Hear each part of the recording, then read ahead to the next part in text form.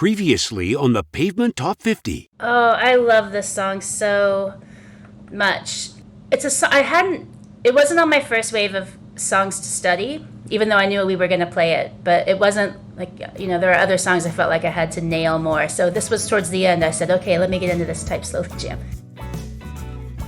Hey, this is Westy from the rock and roll band Pavement, and you're listening to The Countdown. Hey, it's Shay here, back for another episode of our Top 50 Countdown for seminal indie rock band, Pavement. Week over week, we're going to count down the 50 essential Pavement tracks that you selected with your very own top 20 ballots. I then tabulated the results using an abacus and the kid from The Sixth Sense. Wait a minute. Am I dead? How will your favorite song fare in the rankings? You'll need to tune in to find out. So there's that. This week, I'm joined by Pavement superfan Amir from Providence. Amir, how the fuck are you? Hello, I'm calling from Providence, Rhode Island, and I'm very fine. Life is good. Excellent. That is good news. It's great to have you here. Let's just not beat around the bush. Let's get right into this. What is your Pavement origin story? So, that's a long origin story. So I live in Providence, Rhode Island, as I mentioned. By the way, cheers. This is local Cheers. Watery domestic beer from Rhode Island. Narragansett Atlantic-like lager. So, A little plug for Atlantic-like lager. yeah. But anyway, that's very watery. Anyway, so I was not born here. I was born in Moscow, not Moscow, Idaho. Moscow, Soviet Union, which is more or less the same thing as Russia. And I grew up there in the 80s, and I loved music since I was, since I remember myself. I started playing piano when I was 4. So I listened to a lot of music. It was also the 1980s were an exciting time for rock music in Russia, because Russia was like, after many decades of like complete censorship, it was starting to open up. And rock music suddenly became legal, so it was possible to listen to that. If this makes you curious, I recommend everybody listen to the Wind of Change podcast. It's just an amazing story. Oh, it's amazing! I've listened to it. Yes, it's brilliant. So, yeah. But so I started like loving rock music when I was like a child. But we are a Jewish family, so we moved to Israel in 1991, and even though Russia was opening up back then, Israel was like always a very open country, open to everything. So we had MTV, or more precisely, we had MTV Europe, which is not exactly the same thing. MTV, like in the United States, and MTV Europe, it's not exactly the same thing. MTV Europe has a lot of UK bias, and like because it broadcasted from the UK. Right. And it also tried to incorporate some other European music like Italian or German, but it was mostly like very UK biased. So that's when I was growing up. MTV was important. It was like, there was no YouTube. YouTube kind of replaced MTV now, but MTV was important culturally, like hugely important, not just for myself, but for a lot of other people. But initially when I started like watching it, it was kind of boring, at least during the day. But then during the night, it got much more exciting, because they started like after midnight, they started playing much more interesting stuff. And there was a show called Alternative Nation. I think it was every Tuesday on MTV Europe. And they played stuff like Sonic Youth and Pavement and European, what you would say, alternative bands, like whatever alternative even means. I try to figure out, what does it even mean that it's alternative? I try to like, is it a certain guitar sound? Like, it actually doesn't mean much at all. It's just rock music that is cooler than Bon Jovi. Well, what's funny, it was alternative to the mainstream, and then it became the mainstream. Exactly. Like if you look back at this, like it was totally the mainstream. Like Nirvana was alternative, but it was already quite the mainstream back in 1992. And by now it's completely mainstream. But whatever. Names of things are sometimes funny. So yeah, and they mentioned Pavement occasionally. Now initially I didn't really dig it. I definitely remember they showed Cut Your Hair, of course. They never showed it during the day. They showed it late at night. I didn't really understand it. I was like, it just looked weird. And these days, I look at the Cut Your Hair video, and now I'm a dad and I have children, and they look at it and they just think it's funny with the gorilla and the lizard. Yes. And I was just overthinking it totally. Like, I was 15 years old. Why? What does this mean? I was totally overthinking it. But yeah, they showed Cut Your Hair, and I remember they showed the Gold Sounds video. Maybe also Rattled by the Rush, like the weird version with the bathtub. Okay. I didn't really understand like what's the deal with that. So I did love a lot of other alternative bands. Like I loved Sonic Youth. I loved Therapy. If you heard, that's a band from Northern Ireland. A lovely alternative rock band, whatever that means. Again. Anyway, so then I graduated high school. And as pretty much everybody else in Israel, I got drafted to the military. Now, what you don't hear, you often hear about the Israeli military on the news. What you don't hear about the Israeli military is that most people there, they don't do combat and wars and stuff like that. It's just, I worked with computers, and that's like what most people do. They work with cars, equipment, computers, whatever. I worked with computers, and I had a friend there, and that friend was much cooler than I am. He's probably still to this day much cooler than I am, and he had many more CDs than I had, and he knew alternative music like way better than I had. I did know Sonic Youth, which is another seminal band. Absolutely. I did know Sonic Youth much better than he did, but other than that, he was like the huge expert. He taught me about cool bands like Mogwai and Mercury Rev and a bunch of others, and he taught me about Pavement. And he gave me the Wowie Zowie CD to listen. Interesting. And I was immediately hooked. That was just incredible. So like from the first seconds of We Dance, oh my God, how did I miss that? We Dance is such a brilliant song. I'm just thinking about this. I will make this really weird comparison, but it kind of makes sense to me. Because like I mentioned that I played piano. I played piano for many years, like almost 40 years now. Oh my God. I'm old. There's another band called Guns N' Roses. There is. Which is nowhere near as cool as Pavement. Nowhere near. But that's like the not alternative thing that they were showing a lot on MTV. And I couldn't feel like, why are so many people excited about this band? And then I saw November Rain, which, it has piano. Piano is classy. So it's classy. It doesn't, no, I'm not comparing Guns N' Roses to Pavement. That's good. But We Dance had the piano. Piano is classy. So I heard like We Dance, that's such an interesting song. And I absolutely loved it. And I loved the rest of the album, as hectic and eclectic as it is. And extremely long. I saw it I saw it described somewhere as 3 6-song EPs or 6 3-song EPs. That's probably an interesting way to look at it. Yeah, I saw it described like that somewhere. Like it's very weird album, but it's so great. It's absolutely like all of it. I love it. And and then I heard the rest of it from that friend. He gave me like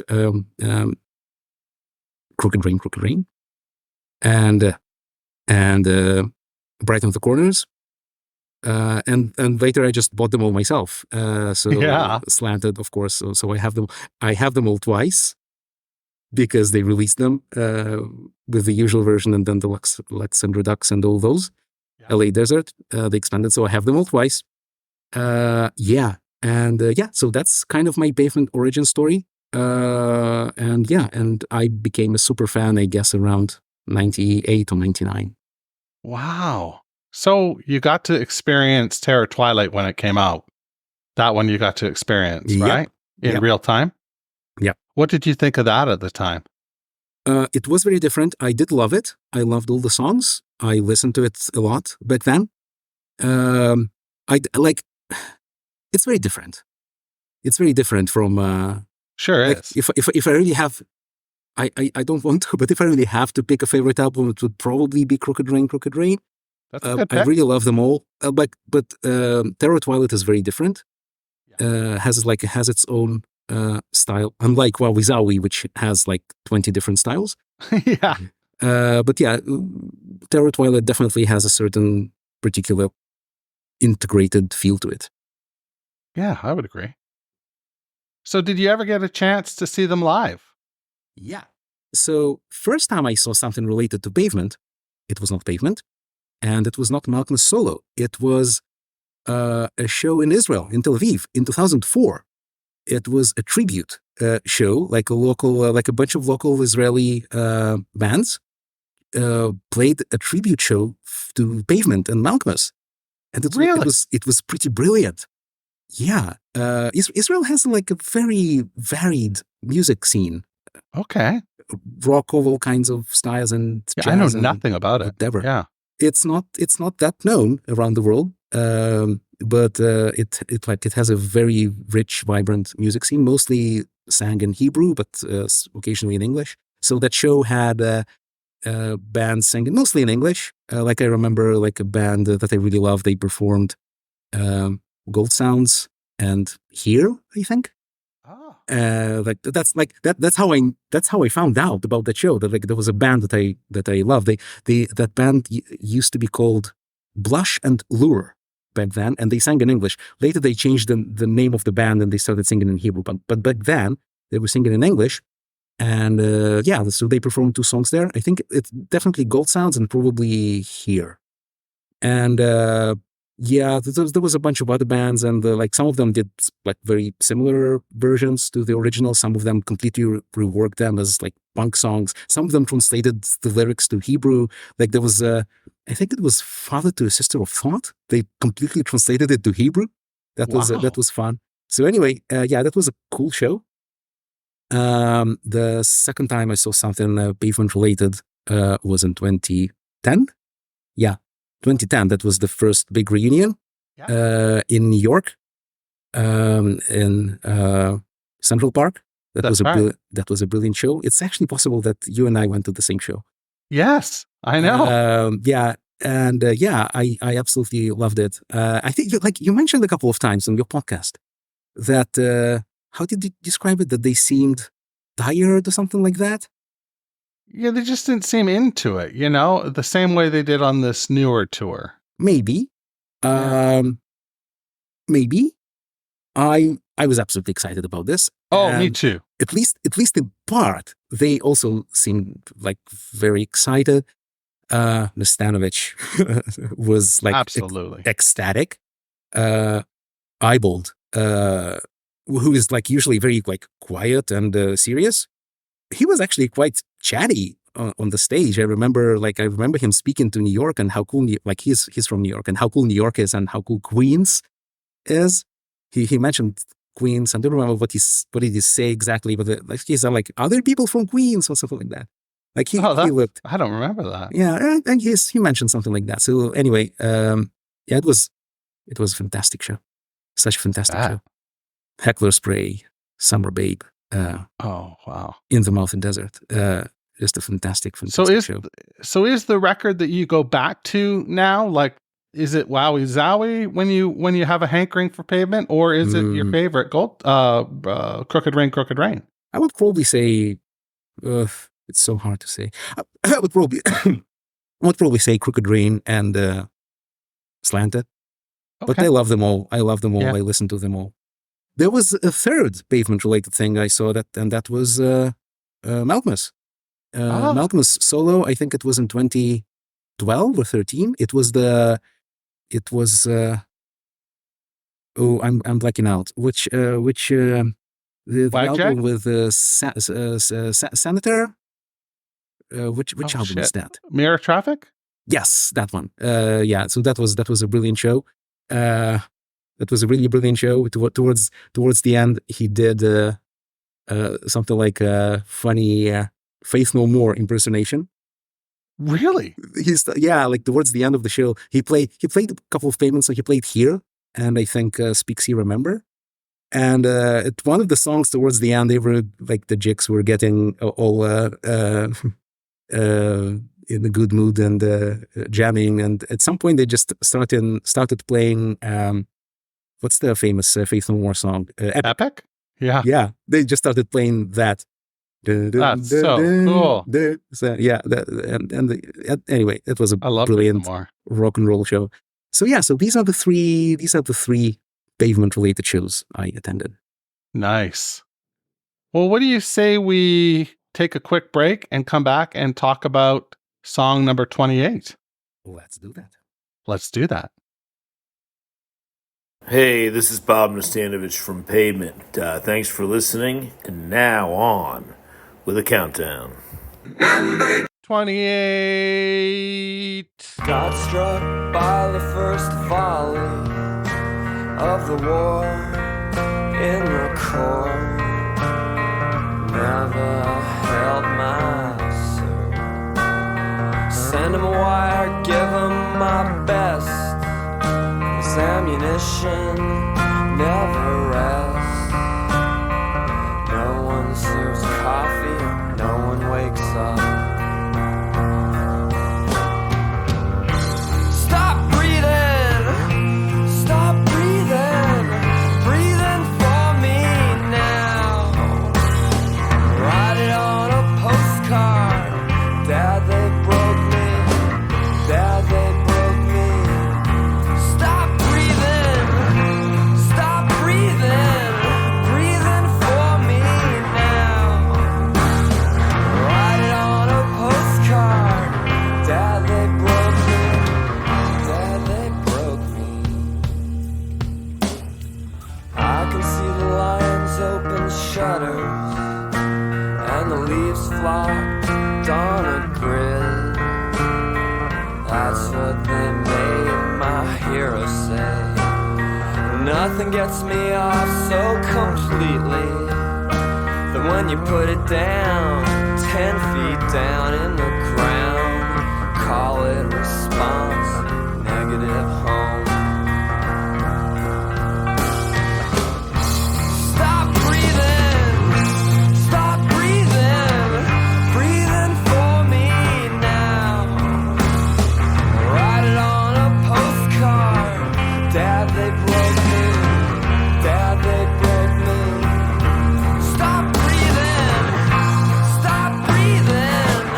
breathing for me now. Write it on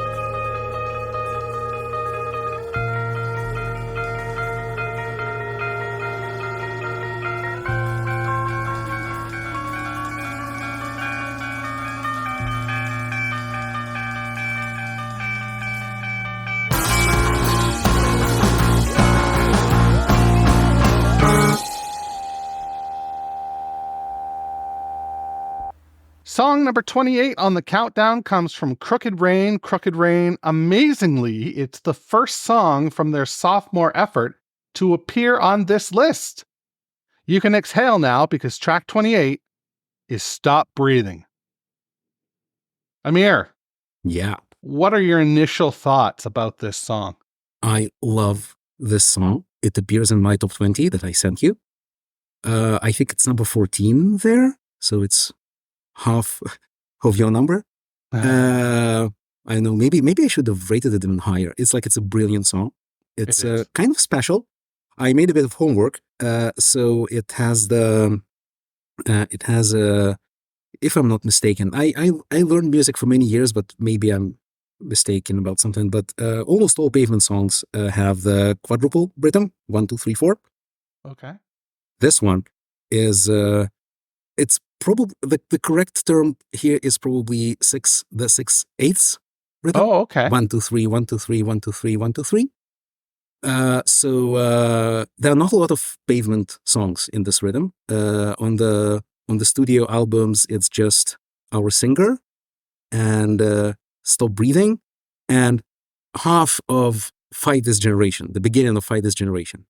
Oh, okay. The rest, and well, there's also 5 minus 4 equals Unity, Right. which begins in 5/4, and then I think actually the chorus is also in 3/4 or 6/8, and the rest of the Pavement, well, in the all the kinds of B-sides and bonus tracks, there are a bunch of 6/8 songs.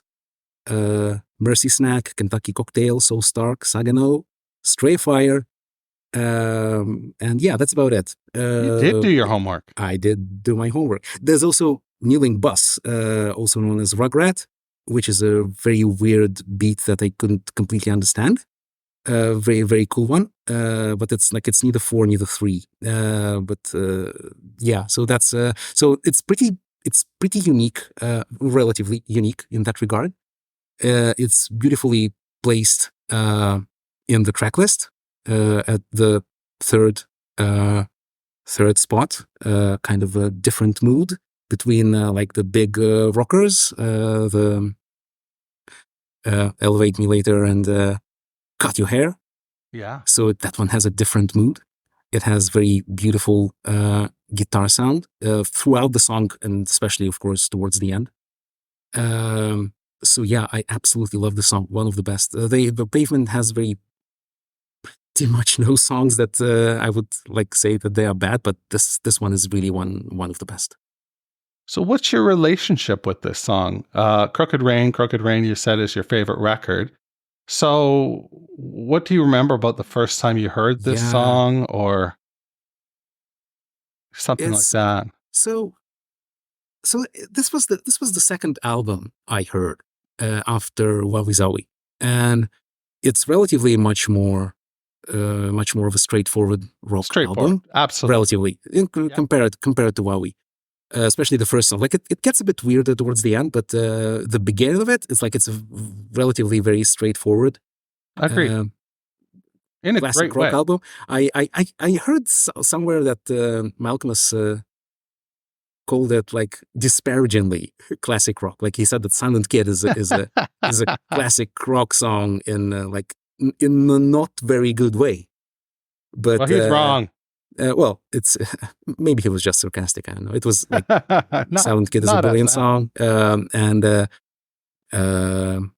Stop Breathing is a brilliant song. It has this really, really beautiful guitar sound and this beat, and it may be, oh my god, this is such a cool rock band with cool melodies, and they do all these things so easily, and it sounds like they were just having fun. It's like, but the song, it's kind of somber, kind of solemn, kind of serious, I agree. Relatively, like it has this special atmosphere. Nevertheless, it feels like while they're playing it, they're having a lot of fun with these guitars. Like that's a really special guitar sound, especially towards the end, and it gets stronger and stronger. And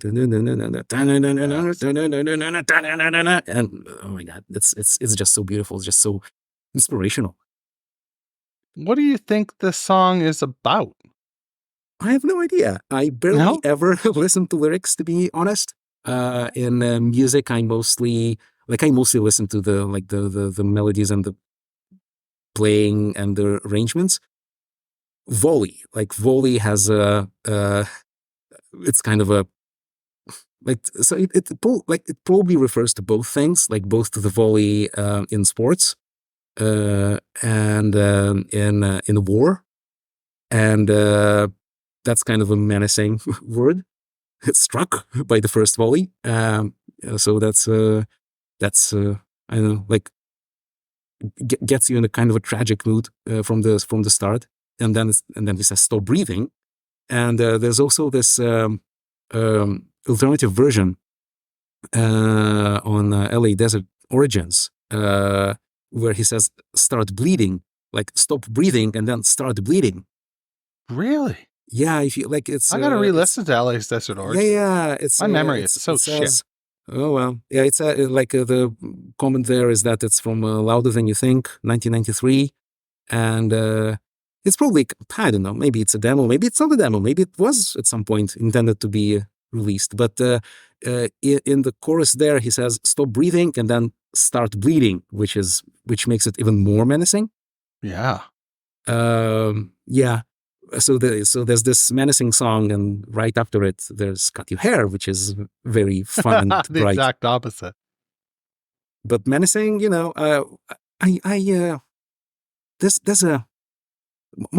my attitude to music is embodied in a poem that I really love. It was written by a jazz musician who's very old, but he's still alive, I think. His name is Oliver Lake. Okay. A jazz saxophone player.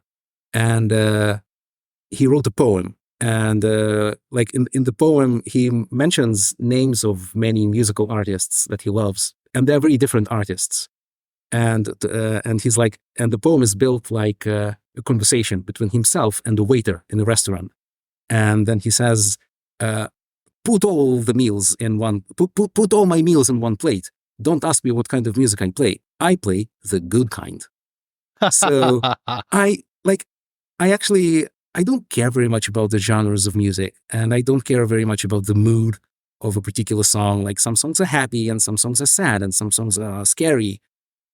Like these are all important things, but eventually I judge all songs by, like, is it a good song or is it not a very good song? And this song is of the good kind. That's the really important thing. It definitely has a mood. Definitely has a very identifiable, probably intentional mood.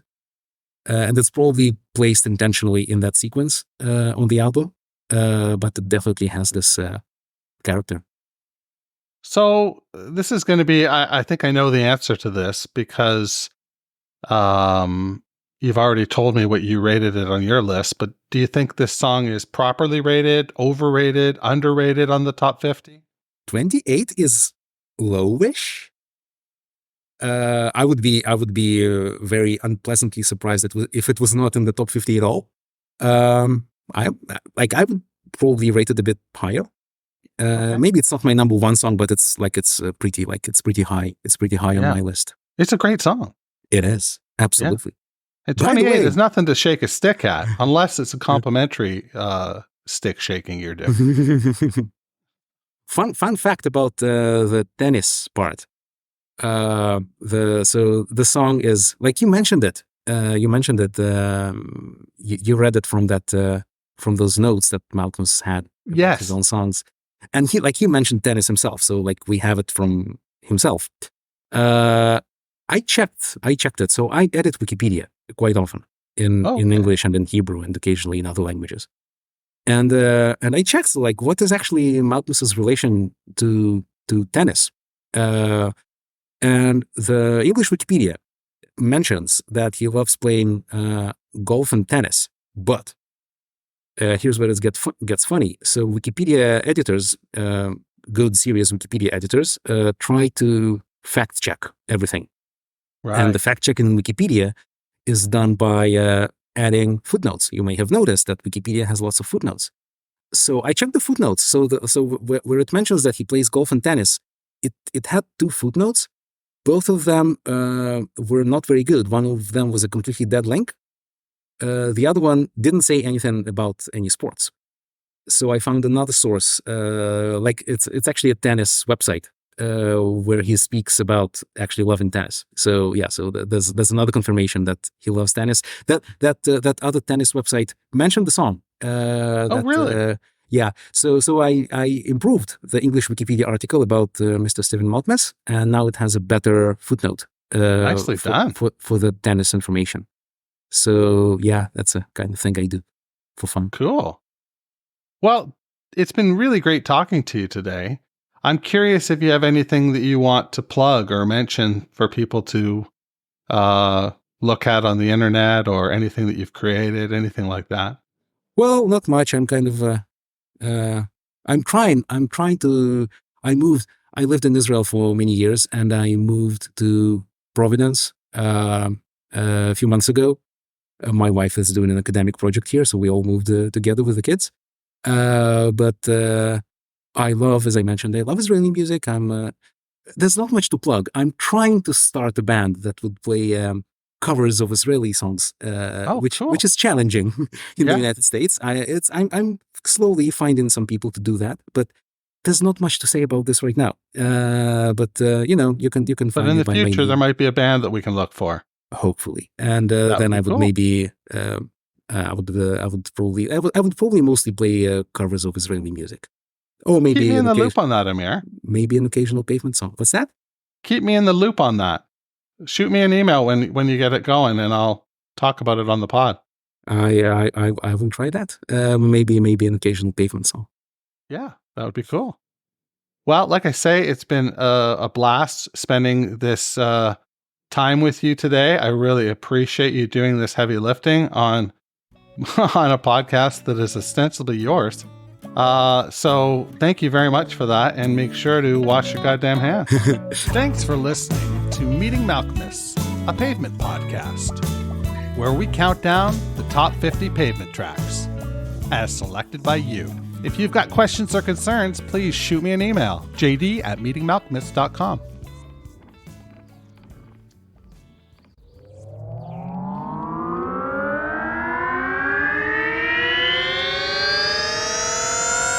To podcasts and such.